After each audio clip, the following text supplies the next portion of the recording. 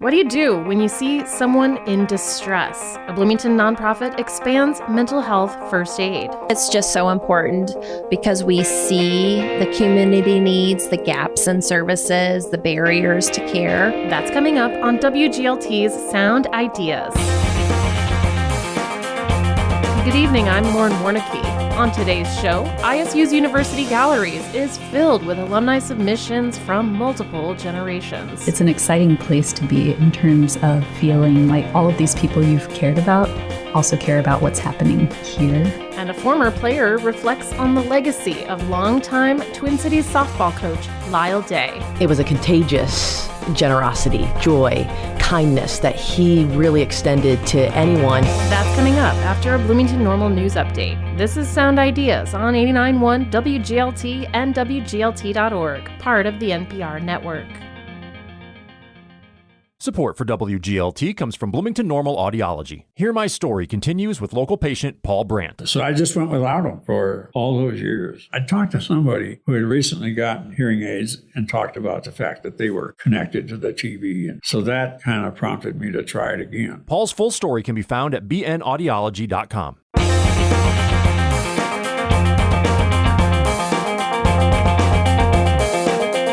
Campus of Illinois State University in Normal. This is WGLT's news magazine, Sound Ideas. I'm Lauren Warnicki, in for John Norton.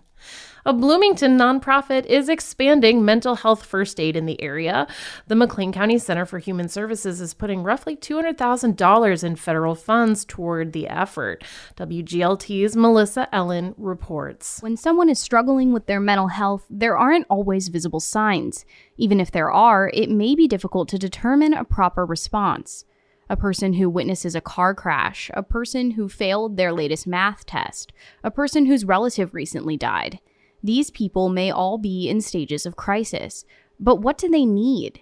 This is the premise of mental health first aid. It teaches regular people, without specialized degrees, effective methods for intervening during a mental health crisis, whatever it may be. Mental health first aid teaches warning signs, effective communication, and referral information, so people who need professional help can know where to find it. It's just so important because we see the community needs, the gaps in services, the barriers to care. This is Sonia Workman. She's the Peer Services Development and Community Training Program Manager at the McLean County Center for Human Services. So when we increase community training opportunities, it increases knowledge base on what community resources there are. The Center for Human Services started QPR suicide prevention training yesterday. QPR stands for Question, Persuade, Response. The center will start mental health first aid mid-February. This is all part of a larger effort to raise mental health awareness through a federal grant. In the first year, this year, the goal is to train 300 people in QPR, 200 in mental health first aid, and 140 in youth mental health first aid. This is a version of the program targeted at helping children. The center's efforts expand on a pre-existing mental health first aid program in McLean County that started in 2014 with the launch of a collaborative. It includes the center, the McLean County Health Department, and several other Bloomington Normal organizations. Nearly a decade later, the health department says it's trained more than 3,200 residents to be first aiders. Katrina Parker joined the health department as a family engagement specialist last year. She says first aiders can be anyone, from people who work in the field like social workers and home visitors, to retired community members looking for a way to help their relative or a friend. This versatility is an intentional program design. The only real prerequisite is to be 18 years of age. Because this issue is important to everyone. Parker adds that mental health first aid is a first step response. We don't diagnose or treat, so you're not going to go and say, I think you have this. But it's more of an awareness piece. The county offers 3 types of mental health first aid training. One for adults, another for older adults, and the last for youth. Parker says the county would like to offer a rural option soon. Emily Hartley took the Adults Mental Health First Aid course through the county in 2020, when she was still a student at Illinois State University, and working with YWCA Labyrinth Outreach Services to women. I think that I really do use it every single day. Hartley says this includes in her current work at Brightpoint as a communications services coordinator and everywhere else. As Sonia Workman with the Center for Human Services says, you can use it not only in the workplace, but in your personal life and at moments that you're not even aware of. For example, running errands. I was in a major grocery store and getting ready to check out with my basket full of groceries, and I saw a man just fall over in the store. And so I started to rush up to where he was. Workman says her immediate priority was the man who fell, but after he was cared for, her training prompted her to look elsewhere, back to the bystanders she saw, who also needed help. I could see the shock and the panic in their eyes. Workman says she could tell they needed support. She later sat down with a store manager to talk through everything. And that's what mental health first aid is about, is helping individuals in distress. Emily Hartley with Brightpoint says there are plenty of people who qualify. Families are in crisis. I mean, I think that we see that a lot around right now, especially post-COVID, that folks are in crisis and they just don't know where to turn and they don't know what to do. Del Sam is the program coordinator for Veterans Treatment Court in the county. At work, he says he frequently encounters people experiencing mental distress. He took the county's mental health first aid course last week. It can be kind of interesting to put it into practice because it is very emotional when somebody's going through that stuff. But I think they teach it very simply. As a mental health first aider, Emily Hartley at Brightpoint says she feels confident and comfortable stepping in to offer a listening ear or to refer people to local services if needed. Dawn Pote says that sense of empowerment is one of the reasons she took the added step of getting certified to become a mental health first aid trainer. It also applies to her job as the Executive Director of Wellbeing and Recreation at Illinois State University. I look forward to being able to help other folks have that confidence that what they say can make a difference and how they approach different topics can make an impact that we don't even know. Pote adds that she knows of faculty and staff who are asking for this type of guidance. She's been in the position herself. She recalls a time when a student brought up the issue of ADHD medication during a meeting. They were seeking advice, but Pote, who wasn't a mental health first aider at the time, didn't feel fully prepared to help. Pote says a response comes easy now. You are a person who is dealing with this, and if the way to deal with this is using medication for a period of time, recovery is possible, it's probable, and it's something that you can get to. So this is one step in making you better. I wish I would have had those words then. Today I can say that. With her recent certification, Pote says the ultimate goal will be to launch a training program at the university. That would even further expand mental health aid in McLean County. I'm Melissa Ellen. Melissa Ellen covers mental health as a Report for America Corps member. Report for America places journalists in local newsrooms across the nation to cover underreported topics. Support for WGLT mental health coverage comes from Report for America and Chestnut Health Systems, caring for the community's physical and mental health and celebrating 50 years of service. Next week on Sound Ideas, electric automaker Rivian has graded itself on sustainability, workplace culture, and employee diversity, plus a few other areas. We'll hear from Rivian's head of sustainability on Monday's show.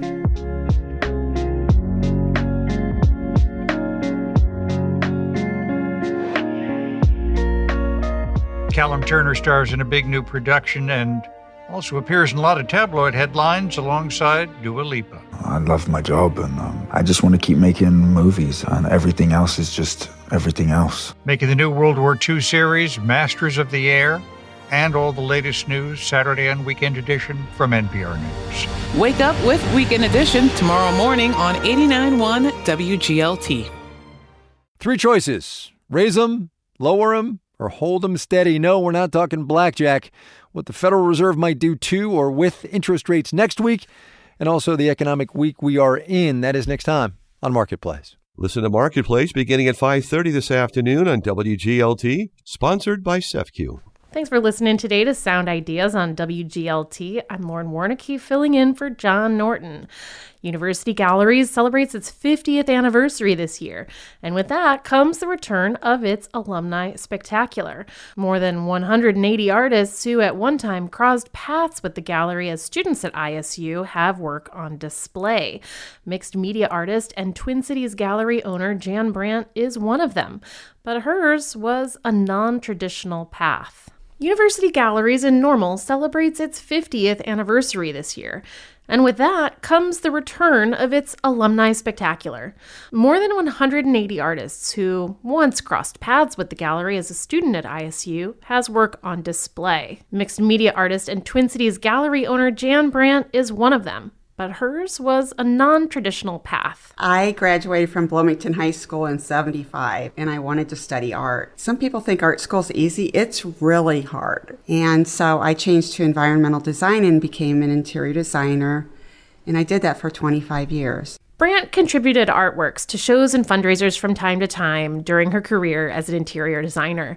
She recalls one Easter Seals benefit in which her piece was placed beside one from Normal-based, internationally renowned artist Nicholas Africano. His wife at the time, I told her I hadn't finished my art school and I didn't know if I belonged there, and she said, "I can tell you have an artistic temperament. Keep at it." For the second time, Brandt's work sits in the same exhibition as Africano. He's a 1971 graduate of Illinois State's School of Art and has a piece in the Alumni Spectacular. Brandt graduated with her Bachelor's of Fine Art degree in 2011. She owns a small gallery near Africano's home, both at the former site of the Illinois Soldiers and Sailors Children's School in Normal. It was the best thing I ever did. University Galleries director and chief curator Kendra Pates organized the Alumni Spectacular. She's also an alum. University Galleries has just been like such an instrumental part of my life. I just think it's such a special place in the ways that relationships can be nurtured. As a case in point, one of several companion events associated with the Alumni Spectacular is a fiber sculpture workshop.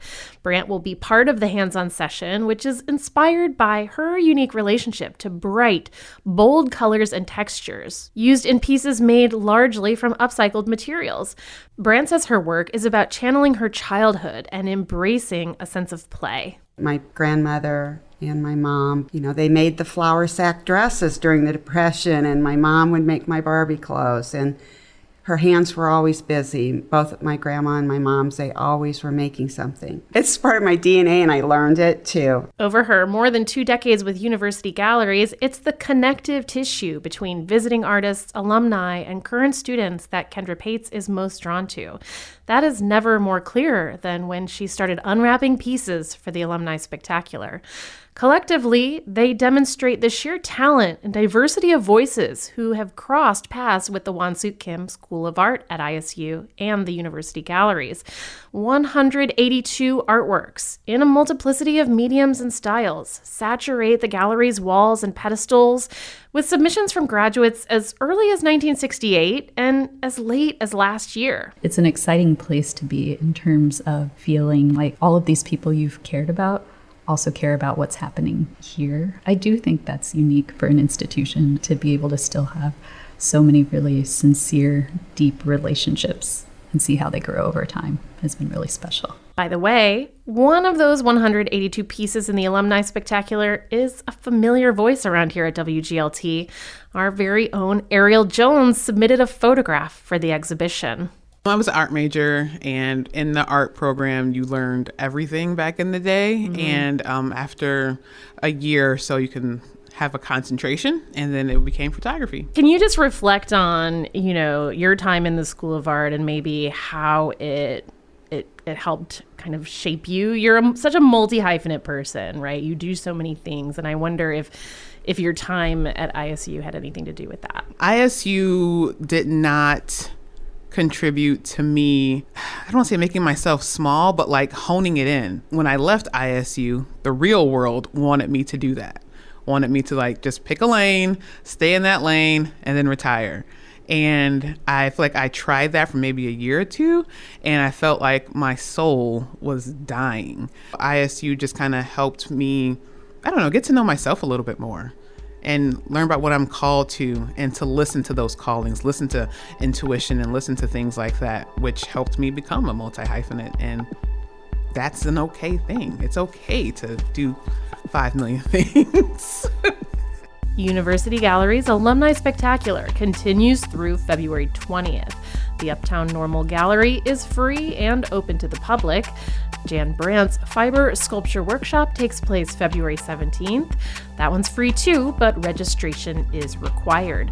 I spoke to Jan Brandt and University Gallery's director Kendra Pates with a cameo appearance from WGLT's Ariel Jones. Support for arts and culture coverage on WGLT comes from PNC Financial Services. PNC is committed to supporting local arts and culture events in the communities they serve. Finally today on WGLT's Sound Ideas, Bloomington Normal's softball community is mourning the loss of one of their own, Lyle Day. He died last week at age 88, leaving a void beyond wins and losses, trophies and championships. Day created the Bloomington Lady Hearts competitive women's fast pitch team in 1985. He was also a volunteer assistant coach at Illinois Wesleyan. To reflect on Day's legacy, WGLT correspondent Randy Kindred sat down with Wesleyan softball coach Tiffany Prager. She's a former Lady Hearts player herself. An abundance of knowledge and generosity and joy that he took with him, and really it was a contagious generosity, joy, kindness that he really extended to anyone that he knew and that he was interacting with, whether it was on the Lady Hearts or with Illinois Wesleyan softball or in the community or in his work at State Farm.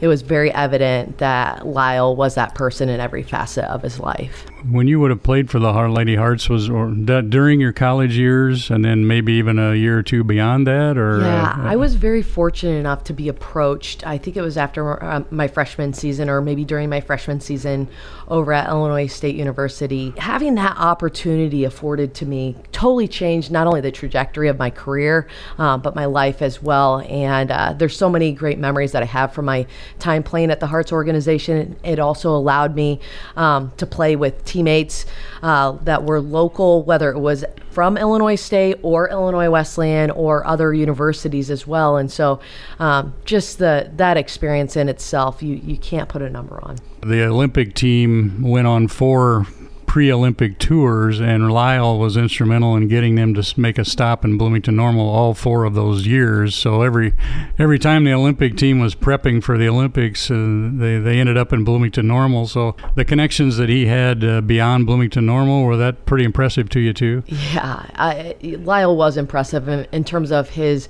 connections that he had and how humble he was about those connections. You never necessarily knew all of the work that he was doing behind the scenes, and anybody that's involved in whether it's running an organization or coaching a team understands, the amount of work that goes into the behind the scenes work. And Lyle never took credit, wanted credit. He was just all about providing the best possible experience to so many different people involved within, softball in general. And I think that really speaks volumes to who he was and how he went about things. And he just was such a humble heart, too.